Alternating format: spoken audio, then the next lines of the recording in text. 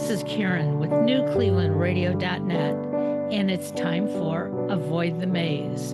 You know that maze you walk through on a daily basis, but you know what? We learn a lot going through it. My guest today is Candy Motzik, who is also a podcast host, and we're going to learn about her podcast, amongst other things. So, welcome to Avoid the Maze, Candy. How are you? I am well. Thank you, Karen. I really am excited about this conversation and I appreciate you having me as a guest. Well, absolutely. Just for those of you who are listening today, you always hear me say where I met my guest, and I met her on a group site called podmatch.com, which I am so enthralled with because before I belonged to Podmatch, I was like reaching in the sky to find people to talk to. And the reality of it is, there are so many people so close to me through this organization. So thank you, podmatch.com. And Candy, thanks for matching up with me. That's great. So we were talking before we went on air today about what you do, how you got to being what you're doing. I think if all of us like take a step back and think, what did I say I wanted to be when I was 5 years old, 10 years old, 15 years old? We all had a plan. And I know my plan went out the window by the time I finished college. So what I thought I was going to be, I'm not. Although I take that back. I wasn't, but I am now because I wanted to be in communications. I wanted to share with people. I wanted to learn about other people. And I was told when I graduated high school, my parents said, no woman is going to make it in the broadcasting field. So I listened to them until one day I woke up and said, you were wrong. So we're going to go forward with it. So, Candy, introduce yourself to our guests and tell us a little bit about who you are and how you got to sitting behind the microphone. Right. So I guess I'll start with the present day. So right now I am a business coach for coaches, and that also encompasses a life coach for coaches because, coaches have lives too, and our business and our lives sort of intertwine. I am a host of the podcast called She Coaches Coaches, and I do solo episodes, I do compilation episodes, I do guest episodes. I have so much fun doing it. So that's a little bit about me right now. So, tell me, when you were in elementary school, do you remember what it was that you said you wanted to be when you grew up? Well, yeah. So I don't want to get into a real long story, but I remember I was probably, and this isn't what I wanted to do when I grew up, but I think it sort of was an indicator of my personality. I was standing up to my parents. Now, I'm 5 years old. I'm very short. And in those days, I was even rounder. And I put my hands on my hips and I said, I am the master of my own destiny. Love it. And they laughed. And they teased me. And, when it's said in the of a little child, it sounds pretty ridiculous. But now the work that I do, it just shows me how even at that young age, there was that truth. We really are the master of our destiny. Yes. We are. It's not that we can control every single thing in our life. My goodness, there's so many things that happen in our lives and in the world, but we can decide how we want to react to it and how we want to think about it and who we want to be through all the good and the bad times. And so, it sort of comes full circle, and it's just like you with communications. So that wasn't what I wanted to be when I grew up, but it was the thing that popped into my head when you were describing your story. I love it. I love it. And, so many of us, as we go through life, we do make changes. Okay. But one of the changes I have always found difficult for myself, every time I looked at a job or something that I really wanted to do, I was always at the wrong age. It was either too young, too inexperienced, maybe a little bit too old. Oh, no, very old. And those messages were coming from people all around me. And so a lot of things I didn't try to do because it was like, well, nobody's going to have any faith in me. Mhm.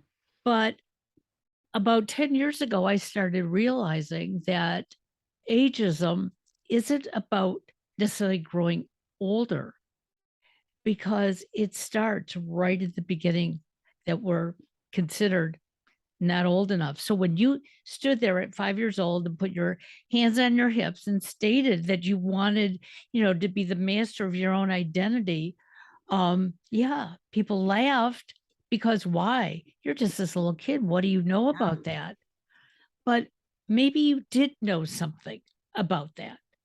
So, how do we help individuals who are going through life changes all the time and help get us out of the ruts that many of us fall into? And I'm sure that's what Mm. you see in business. Very much. And so the operative word that you described as you were talking about that, too old, too young, too a little bit too old.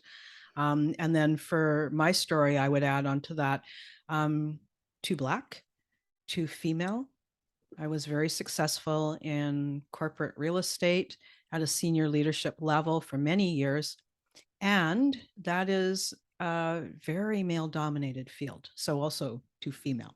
And I'm an engineer. Again, too female and too short. So all that word too, TOO. And it's one of the things that I teach my clients about and just not that we don't know it, but remind them of it is that word too is that's the voice of judgment. And the easiest way when you're faced with that is the simple question like, is it really true? Is that true? And maybe not a yes or no answer, but is it possible that it might not be true? And can you see somebody else who is your age who has done something not the same, but similar? So, start to look outside of ourselves and our own self doubt to what is really, what do we actually see in the world? And maybe not in our inner circle, but, in the larger society. So that would be the place I would suggest. Well, it's interesting because when I met my husband, um, we met through mutual friends, and my husband was in the photo industry. And the weekend after we met, he was doing a photo show, and he asked me to come join him. And he said, "What do you really know about photography?" And I said, um, "My father gave me this old camera. I really don't know how it works, um, but I have film in it." And he sort of laughed. And he said, "Well, bring it with you and we'll talk about it." Now, he was in darkroom um, sales. And so he showed me how to demo this one little thing that was about, I think it was about 4x6, almost like a 3x5 card, but 4x6 card. And you could use that to adjust coloring when you were in development. Well, he showed me how to use it. I picked up on it. And for the whole weekend behind the desk, I demonstrated this. And the following week, he called me and he says, "I don't know what you did, but I've just sold 1,000 of those." He said, Wow. typically I sell one or two a month. He said, 1,000. And I said, "I don't know. You showed me." And I stood there and I demoed it. And I didn't talk about anything else. So maybe people thought I knew photography. Um, but that was the first time in my life. I was 30 years old at the time, semi newly divorced, single mom. And all of a sudden, I realized I have some qualities I never would have thought about. I mean, I just thought that I was sort of in a dead end. Single mom, had a daytime 9 to 5 job, and I was just going to live the rest of my life doing that. And that one weekend turned me into saying, you know what? I can learn even more. I want to just add one thing here because the through line that I'm hearing is that was communication. And so knowing what your strength was as a child and then listening to people that, in those days you thought were older and wiser, but then when it came time, here was this opportunity for you to use that gift. And as long as you're in line with your superpower, you're unstoppable, right? Yeah. And Oh, so that's absolutely. exactly the same thing right there too. So you learned what that you could do something, that you could learn something, but also there was your superpower, just sort of like an iceberg, kind of like popping up above the water. Oh, I And love it. and that was the beginning of me stopping using the word no or I can't. Okay. Sometimes I would say, I'm really not interested because I wasn't. And because I wasn't interested, I didn't give it my all, to put it together. Um, and that's what I share with our listeners on this podcast. It's, I may see a great quality in you, Candy, and sit down with you and say, you should be doing X. Mhm. And you look at me like, I don't think so. And if I don't listen to why you're telling me no, then first of all, we're not communicating. But secondly, I'm putting my thoughts onto you. And we don't grow as people when that happens. Agreed. And, that is a coach approach, right? The coach approach is that your client, or it doesn't have to be a client, the person that you're speaking with, they are the expert in their lives. They're the ones that really know the right answer for them. And sometimes hearing that suggestion that maybe doesn't resonate does spark something in them, right? So Right. it's worth saying and then allowing them to do what's right for them. So, how do your clients find you? Because, as I've been asked many times, I go online and I search for coaches and I get thousands of information. And I don't know one from the other. And what makes them a good coach? And how do some people define themselves as a coach who haven't gone through the certification and others who have gone through the certification? So, how does that help you, Mhm. get out there in front of people? Yeah.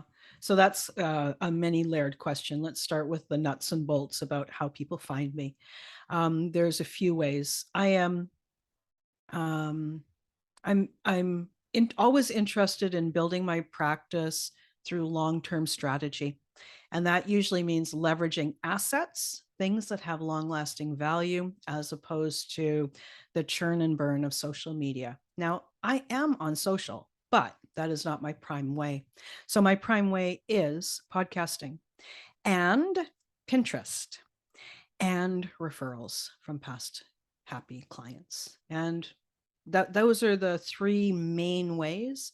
Another aspect that I think is not as easy to implement is SEO. I get a fair amount of Google traffic to my website because I spent that dedicated time to create that long-standing value. Right. So that's how people find me. Um, the second question about, you know, how do you how what is a coach, right? Is it somebody who's taken a certain amount of training, a little bit or a lot, has a credential, doesn't have a credential, has a gift? There is, sorry, Yeah. my dog is growling and I Oh, don't know. that's okay. Okay. Um, so everybody has their everybody has their set of values. So I can really only speak to mine. And mine are that coaching is an apprenticeship based profession, and that is a profession with a capital P. So I am always encouraging my clients, and because I do it myself, I take training, I get better, I learn. Um, that is, that is me being in integrity with working with my clients. That does not mean, pardon me, that I don't know coaches who have not yet taken training who are very gifted. And I still love working with them. And then we do two things. Then they work on building their client base and their business. And I encourage them to take training. But I am also an ICF mentor coach. And so I can support them in growing their coaching skills that way. And, there's so many of us as adults who think, you know, what am I going to do with this information? Okay. What am I going to do with this certification? And what I share with individuals is that in 2008, when my son was graduating high school, I had my associates in communication, really hadn't been using it professionally the way I had wanted to. But I looked at my son and I thought, wait a second, you're going to have a 4-year degree in 4 years. And your mom has gone all this time, has only had her 2-year degree. So I'm going back to school. And I did that and I got my master's. Um, because for me, by absorbing more information and absorbing that information in um, in a manner that meant something to me, not just picking up a book, not just reading articles, which I did as well, but I felt I needed something more standard. And when I got my degree, I finally said to my family, now I'm going to put this to use. And if only one person hears my voice, that's fine. And if thousands hear my voice, that's okay too. But I need to do what is going to help me keep growing through my life. And I remember my mother saying to me at the time, why did you waste your time and all that money? I mean, honey, you're 60 years old now and you have your degree. I said, yes, I'm 60 years old and I have my degree. And I said, maybe I'll get another degree someday. And that's what I want people to understand. It has nothing to do with age. Okay. But I finally was getting that opportunity when my youngest was going away to college that, hey, he's doing what he wants to do. Isn't it about time I do what I want to do? Agreed. Agreed. And, I guess too, there is that different perspective on life for people who are, the generation before us. And just as there's a different perspective for our children and will be eventually for our grandchildren. And part of it is, I think there is, for women particularly, there wasn't as necessary, it wasn't a way of defining who you are by your level of education Right. or your career or your contribution in that way. The contribution was measured on a smaller, sort of in a smaller zone around family and friends, and for many people, church and volunteerism, still very valuable work. But that other area so much wasn't so much a consideration. And interestingly, because I think you and I are about the same age, my mom was self-employed. She was a self-employed accountant. She's still alive. And she built a heck of a business. And my grandmother also. And so those women like my mother and my grandmother, that was not normal. Oh, Right? absolutely. Yep. Right. But it allowed me to think differently. Right. And so I didn't necessarily have that same upbringing. My mom worked full time, built a business from scratch. And so, of course, it came naturally for me to think that a career was something that was important at any age. Right.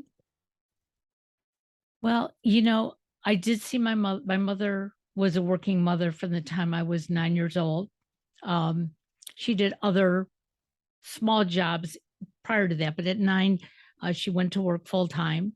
Um, she built her own career without having a college education, and that was the one thing that I learned on her deathbed, that, she always wanted to go to college, but her parents felt that her older brother needed to have a college degree before she did.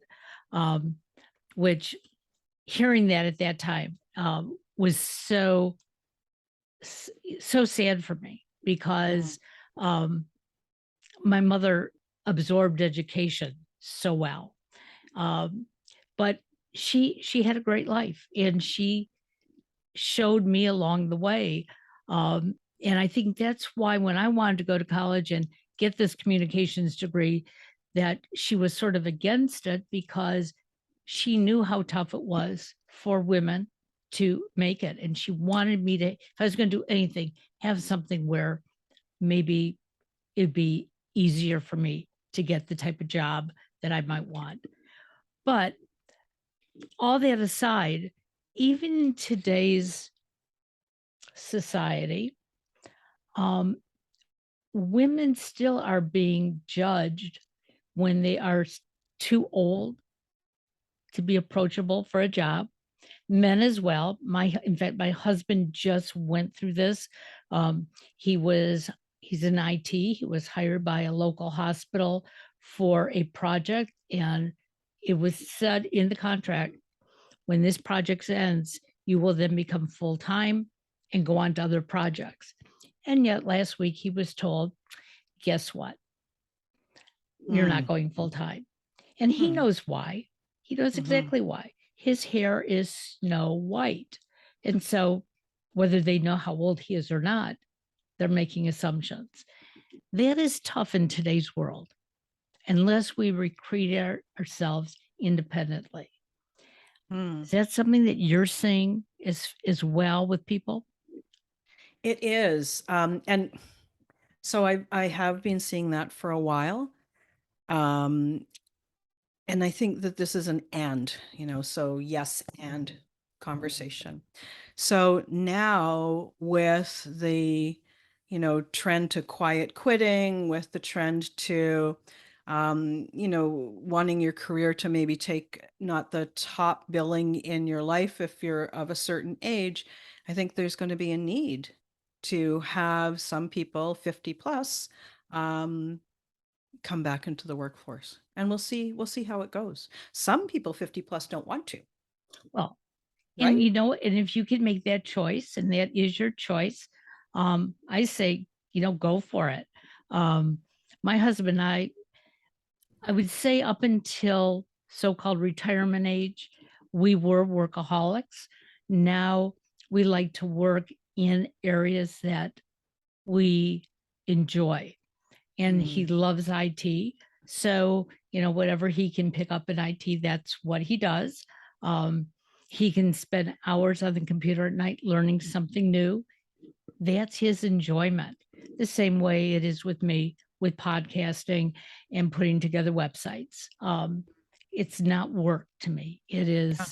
It's part of my life.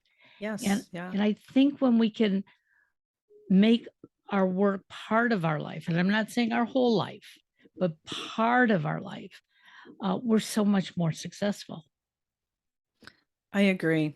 And I'm still sort of pondering what you were talking about to do with ageism and people being sort of squeezed out at a certain age. And I mean, so much of this is a result of our culture at many levels. I mean, we've got social media, you've got advertising, you've got, this drive for cosmetic surgery and expensive procedures because you want to avoid being old, looking old. Um, eh, so it's layered, so many layers deep. And, men generally become more distinguished up at least into a certain age. And then women are just, they go from whoever they were. Um, Usually identified in partnership with a man, either desirable or not desirable, or a mother, um, or but eventually at some age, then we become invisible, right? And It makes me wonder if there's not some power in that invisibility. Underestimated might be the word. Love that. Well, I have to say I don't feel invisible. Um, I did when I was younger, but I, it was, I think for me, it was going back to school, proving that I could do this for me, not for my parents, not for my social group that was expecting me to have a certain degree. Um, and then the day that I started podcasting, um, just walking into an internet radio station here in the Cleveland area saying, I have a show for you. And they said, we have no money. And I said, that's okay. I'm going to make my mark. And that's what I did. Um, and every week I'd go into the studio and I had guests and I was doing what I wanted to do until I finally said, you know what? I don't need them. I know what I need. And I came home and I wrote it all down and figured out how much it was all going to cost me and um, started putting it together. And I happen to be very lucky. I have a wonderful, supportive husband who is my friend. And so That's he wonderful. didn't look at me as my husband saying, oh, honey, don't do that. But he looked at me as an equal, as a friend, and said, you want to do it? Do it. Yeah, And to this let's go. day, he scratches his head. So much fun. Yeah. That's so much fun. So your clients are finding you through your podcast, through some social media, as you said. Mhm. Um, what is your average, or do you even have an average client who seeks out your coaching? Yeah. For the most part, these are people over 40. They have been successful. Most of them have families in some way, shape, or form, and they are tired of waking up in the middle of the night and wondering, what do I want to do when I grow up? And they have realized that coaching is the thing. And so these are intelligent people, well experienced, and they don't want to be a DIYer. They want support. Help me get up to speed and get doing as efficiently as possible. You know, so they're not people that trying to piece it together like a little crazy quilt, you Right. know? Hmm. So are we ever going to get to the point where we're oversaturated with coaches? I don't know how many doctors are there in the world.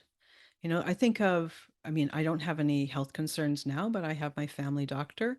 And as soon as I have a health concern, I go to the hospital and there is a person there, a doctor there, as well as an emergency physician. And then if I need a surgery, there's an anesthesiologist and every specialty under the sun. So we think nothing of that. Think nothing of saying, is the medical profession saturated, just at the doctor level? So I don't think so. I think that once people start coaching, they love it. Where else can you go and talk to somebody about your life in confidential terms? Somebody who believes in the dream that you want to create, not in helping you solve a problem. So if I could go to a coach for my business, and then I could go to a coach that specializes in maybe relationships if I'm looking to improve my relationship or in how I am with my family. I think we're going to see more and more coaches because it makes our life more full. It makes our life more meaningful. Why wouldn't we want that? And I love your answer to that. I never would have correlated it in the way you did, but it makes so much sense because um, you're right. There are hundreds and thousands of doctors out there, and we're not including the physician assistant and the nurse practitioner and all of them that we go to for medical concerns or daily medical issues.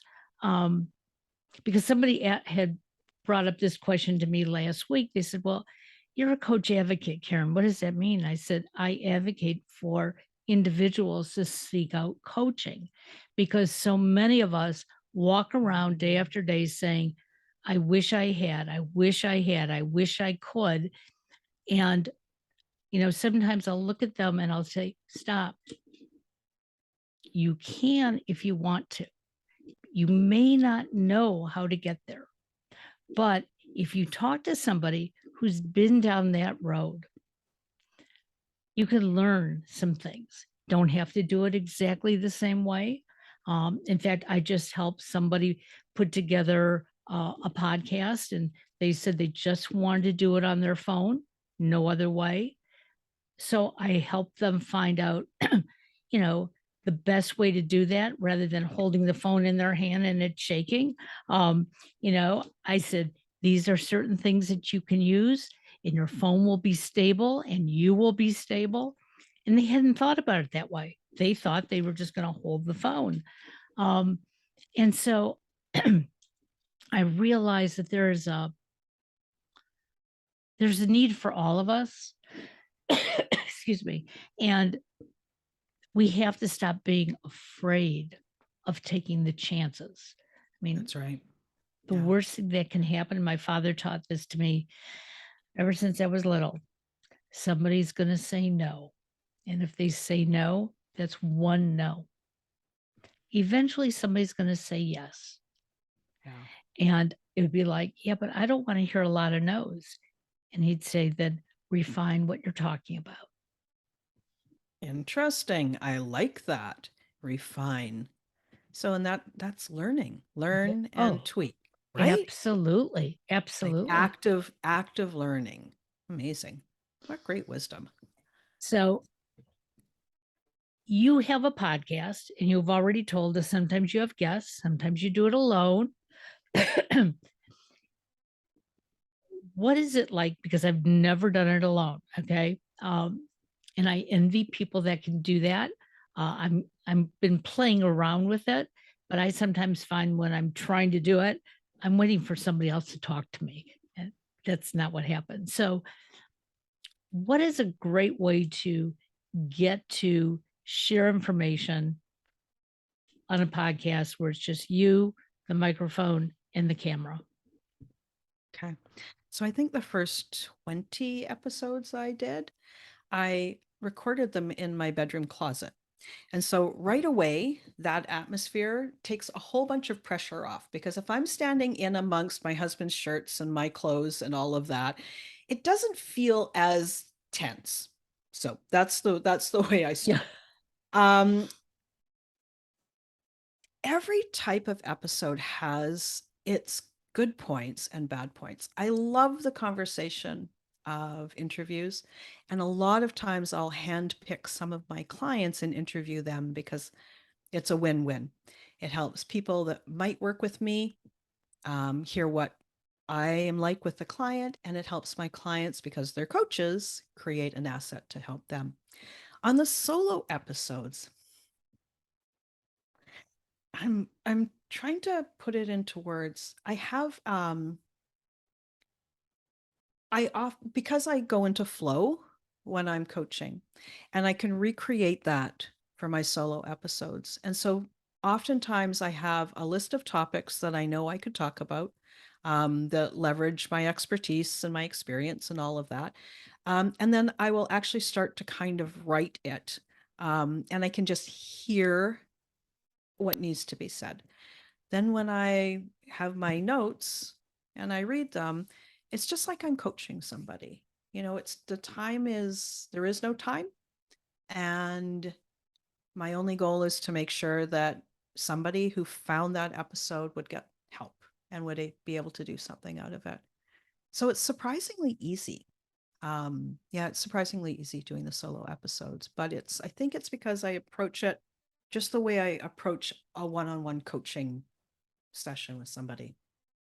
So you developed your style is basically what you've done. Thank you for putting that into Yeah. words.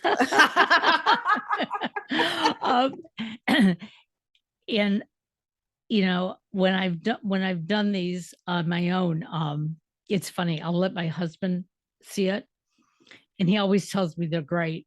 And then I delete them because it's like, I know, I know. It's like, I didn't think it was that great, but thank you anyways for telling me that, honey.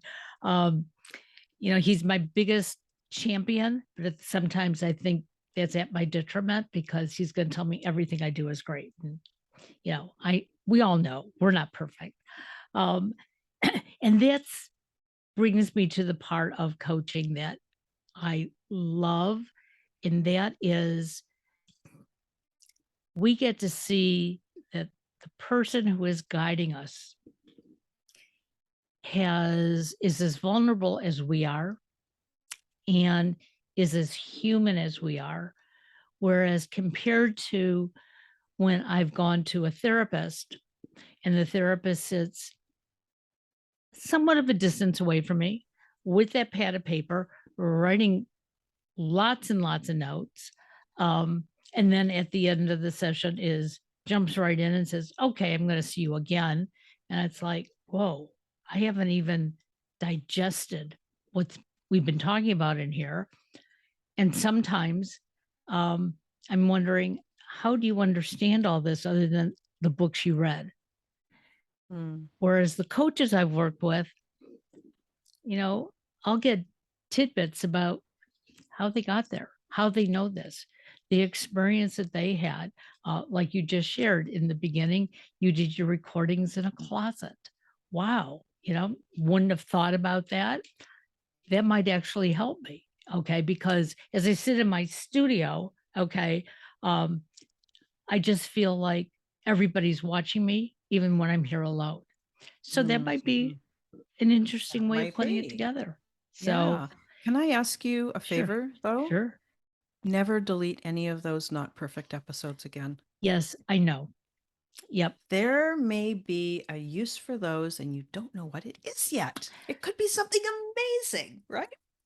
Well, I will tell you, all the blogs I've written, I have not deleted any of those. And I knew as I said it to you, and you're the first person that I've even shared that with, that I've deleted them.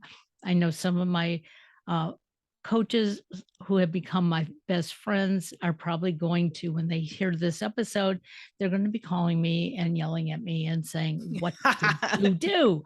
Um, and I Yelling at knew you with better. love. Yeah. uh, but again, it's, I seek out those questions and getting answers that, okay, so you did yours in your closet. Maybe I know somebody who told me that she used to sit underneath her desk to do Oh, her I've heard that one-on-ones. too. Or Um, go and sit in your car. yes, well, and I have a friend who she's one of our podcast hosts, and she loves the water. So she will take her phone and she will sit by the water because the water is her audience. It's her Interesting. comfort zone. Right. And she's even said to me, "Where's your comfort zone?"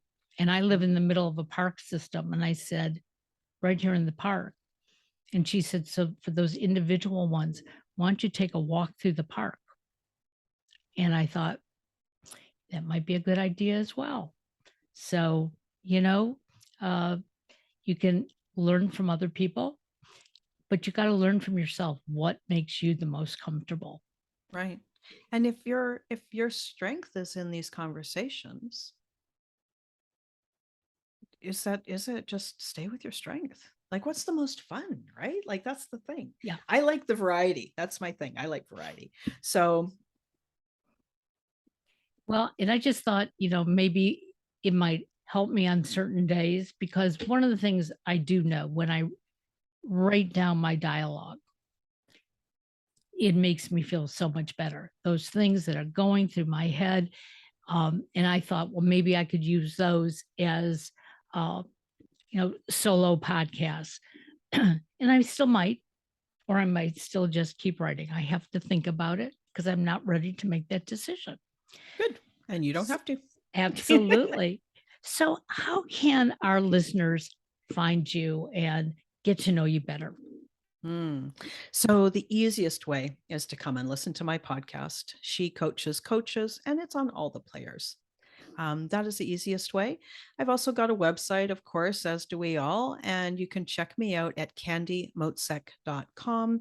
And I'm sure that you'll put it in the episode notes so I don't have to Yep. spell it all out. And you Right. won't hear my Canadian Z. Ed. It's funny because I'm originally from Detroit, and people here in Canada keep saying to me, I mean, in Cleveland, keep saying to me, "Are you from Canada?" It's like, no. And well, you sound like it. It's like, well, whatever. I lived in the Detroit area for 25 years, so it stuck with me. Um, and our Canadian neighbors to the north are great neighbors. So, and I love going to Canada. So, where in Canada are you? I'm just outside of Vancouver. Oh, okay. All right. That's the opposite part of the country for me. I know. Yeah. I know. Um, so I've But been we're still to, neighbors. yep. So I've been to Winnipeg. Obviously, I've been to Windsor. I've been to Toronto. Those are the only three major areas I've been to, but you never know what lies ahead in the future. That's right. That's right. So all of Candy's information is going to be in our show notes. I encourage each and every one of you, go to her website, listen to her podcast. If you think that Candy is the coach for you, contact her. That's a great thing about online today. We can have a conversation just like we're doing a podcast, and you can feel like you're sitting in her office or my office when you're talking to us. And I think I was born at the right time. I have the technology that I need, and on the weekends, I support it, teaching younger people how to use it more efficiently than just sitting and playing video games. It's a perfect thing, right? Absolutely. Again, I want to thank you for joining us, Candy. It's been a pleasure. And your dog is wonderful. What kind of dog do you have before we go? She's a rescue dog, so she looks like any old Mexican street dog. And she was just barking at my daughter, which is crazy. Well, Karen, thank you so much for having me. I've really enjoyed our conversation. Thank Boy, you. we really went all over the map. We I did. appreciate it. Yeah. Well, you're welcome back anytime. Stay in touch. Thank you. Thank you. Bye bye now.